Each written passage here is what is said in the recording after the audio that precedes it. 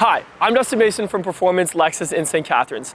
And today I wanted to measure how quiet different cars are that we have around the dealership. But before I get into that, make sure you hit like and subscribe for more Lexus related content. Okay, so with our digital sound level meter that we got on Amazon, I wanted to measure a Volkswagen Atlas, a BMW X1, a Honda Accord just for fun, and a Lexus at the end of the video to see what they're like on the highway, in town, how quiet that interior cabin is.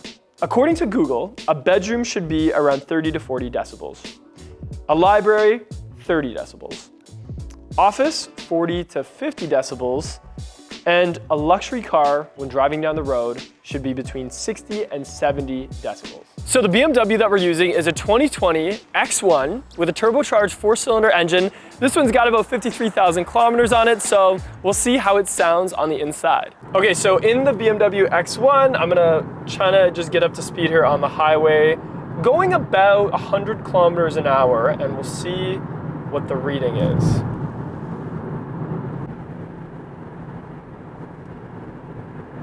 We got down to about 63 there.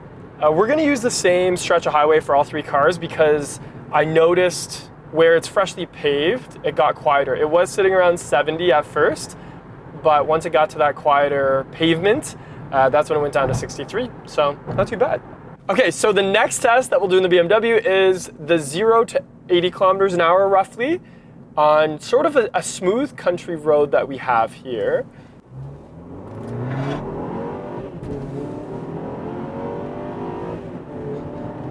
Not too bad, actually. It didn't even get past 70. It got to about 69 at the peak.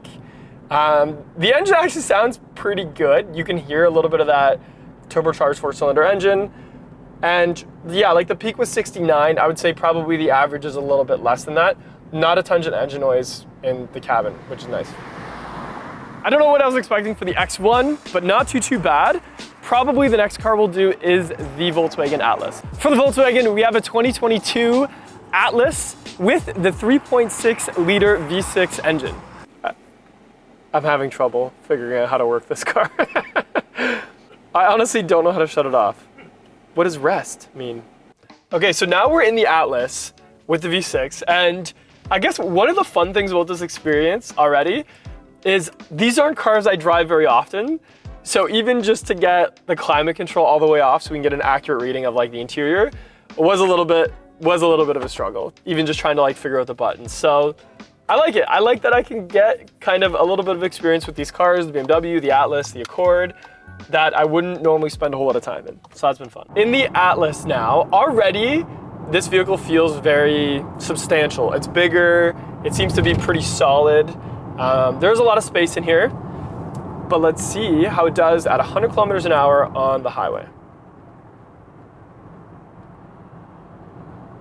Okay, so we're around 61, which is really good. It did drop a little bit below that for a second. And then when I step on the gas to accelerate on the highway, it went up to like 62. So not too bad. Okay, so Atlas, we're gonna do the 0 to 80. There's no cars around, so this should be pretty good. It's a bigger engine, so I bet you it's gonna be louder, but the cabin seems quieter, so we'll see. All right.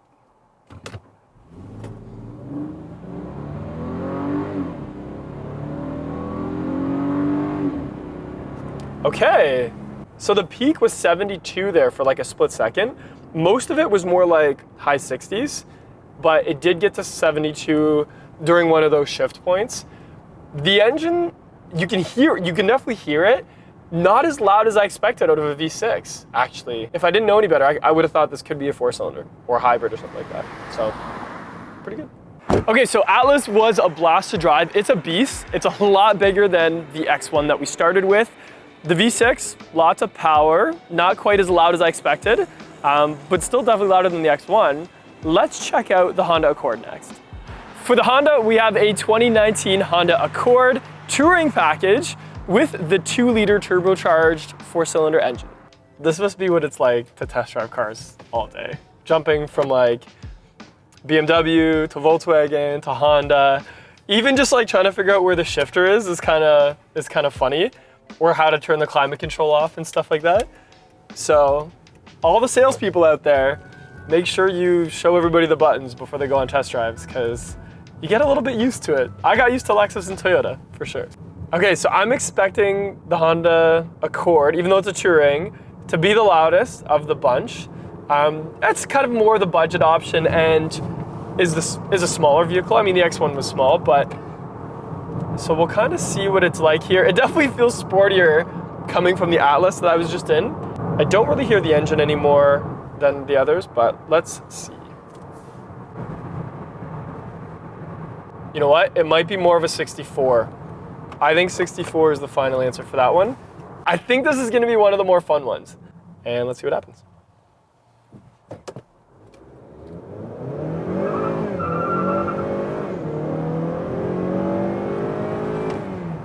$76. It got up to 76, but I think some of that is the fact the tires were actually squealing under acceleration. This 2-liter turbo, I've heard some great things about it, and it is fun. This is a fun car. I'm very impressed. I wouldn't normally drive this on this channel, or I haven't in the past, but this is a great car.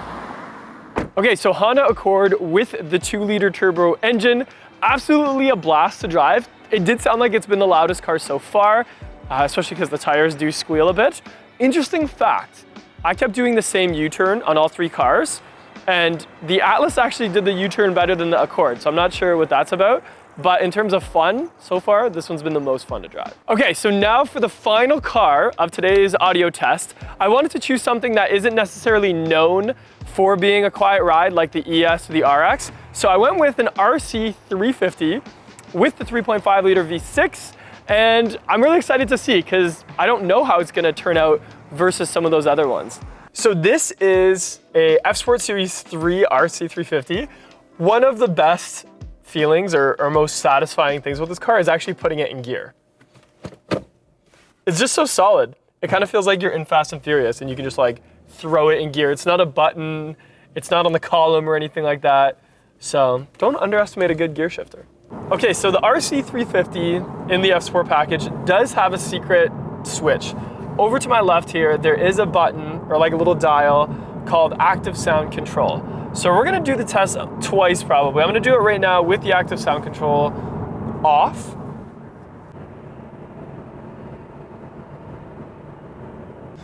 So 62-ish, it looks like was the best that that one could do. So I'm gonna turn it on.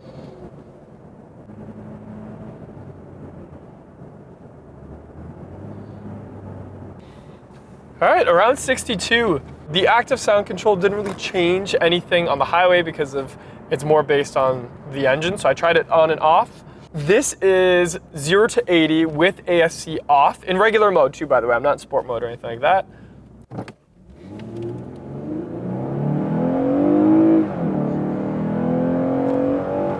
Wow, okay. It went up to like 82 there. With ASC off, it went up to 82. Let's turn it on. We're gonna do that again and see how loud we can get it.